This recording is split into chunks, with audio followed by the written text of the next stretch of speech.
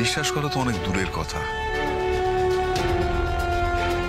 কিন্তু আজ আমার আর তোমার এই ভিডিওটা সবকিছু কিরকম নাড়িয়ে দিয়ে গেল না? আমার যা বোঝা হয়ে গেছে, আপনাদের যা বোঝবার আপনারা বুঝুন, আর আশা করি আমার ভাই বুঝতে পেরে গেছে। আর একটা কথা মেজো বৌমা, ওই আগের ভিডিওটা দেখার পর ওই মেয়েটাকে মানে মাটিকে আমরা যতটা অপমান করেছিলাম অতটা বোধহয় করা ঠিক হয়নি, না?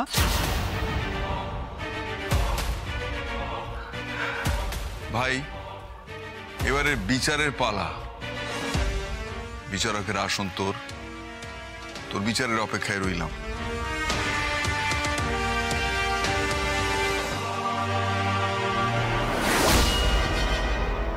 এই তো ভালো একখান সুযোগ পাইছি। তাইলে সব মিটে গেল তো? মানে আমার মেয়ে কোনো মিথ্যে কথা বলেনি, আমরা কেউ কোনো অন্যায় করিনি, তাহলে আপনারা সবাই আমার মাটিরে ওর স্বামীর ভিটেতে রাখতে বাধ্য। আমার কিছু কথা, কোনো কথা নেই, চুপচাপ বাড়ি চলো।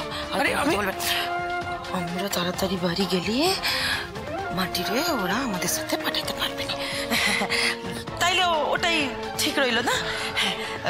তাহলে আসি আমরা, আপনারা সবাই ভালো থাকবেন, কেমন? মাটি, আমরা তাহলে আসি, তুই ভালো থাকিস কিন্তু।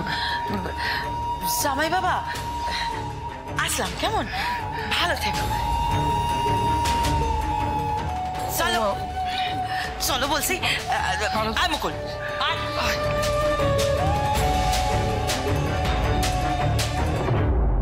তার মানে এতক্ষণ সত্যি আমরা সবাই মাটিকে ভুল বুঝছিলাম? ওরকম কোনো জায়গায় গিয়ে গান গায়নি,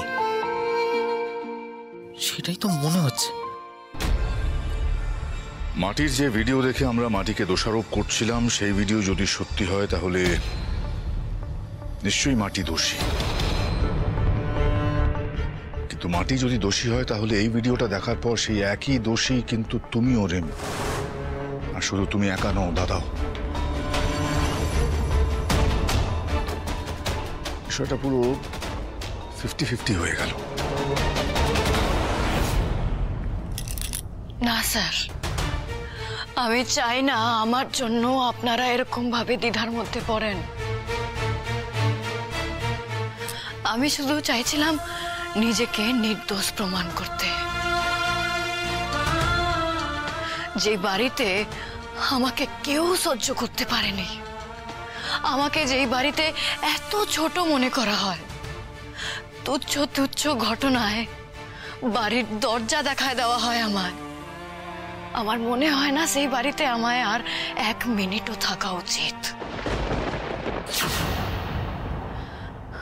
তাই আমি চলে যাব।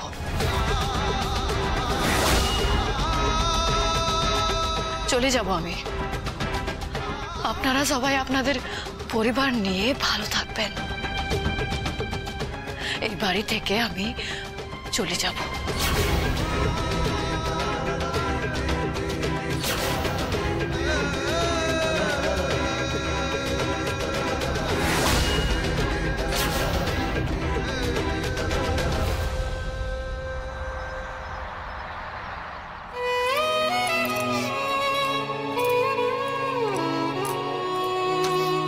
অনেক হয়ে গেছে, অনেক দিন ধরে অনেক কথা শুনছি, অনেক অপমান সহ্য করছি।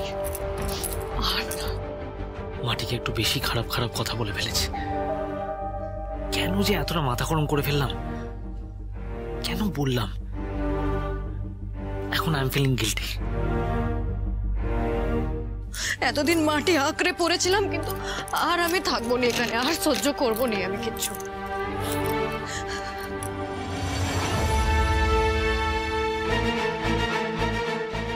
মাটি যাই করুক না কেন, যে কারণেই করুক না কেন, সবসময় আমার হেল্পই তো করেছে, আমার পাশে তো থেকেছে। না, মাটিকে এভাবে চলে যেতে দেওয়া যাবে না, ওকে আটকাতেই হবে।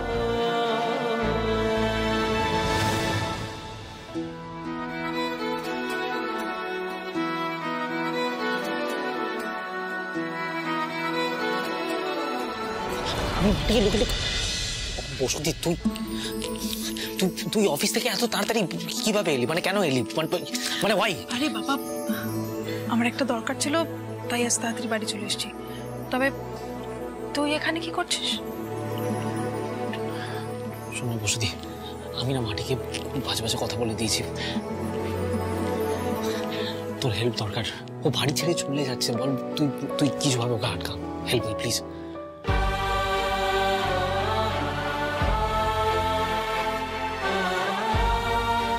মাটি, তুমি তুমি কোথায় যাচ্ছ গো?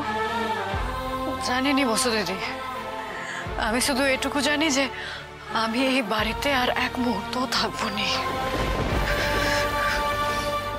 মাটি, আমি আমি কাকিমণির মুখ থেকে সবটা শুনেছি। আমি শুনেছি তোমাকে কিভাবে অপমানিত হতে হয়েছে, আর এতটা অপমানিত হওয়ার পর তুমি যদি এই বাড়ি ছেড়ে চলে যেতে চাও, আমার সত্যি তোমাকে আটকাবার মুখ নেই। আসলে কি বলো তো মাটি,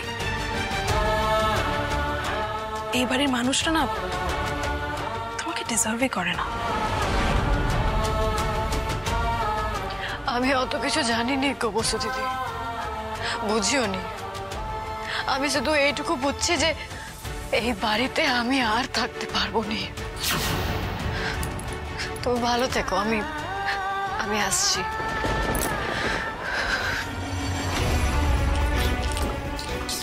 এত সহজে যেতে দিলি কেন মাটিকে? আটকাবি তো। কেন এখন কেন আটকাচ্ছিস?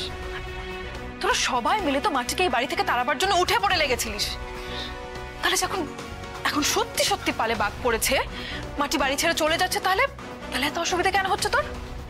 ভালো তো, ও বাড়ি ছেড়ে চলে যাক, একা থাকুক, নিজের মতো নিজে থাকুক। মেয়েটা সবার জন্য করেও মরবে, আবার জ্বলেও মরবে। এই দুটো না একসাথে হয় না ভাই, এই কথাটা মনে রাখিস। তুই আমি কি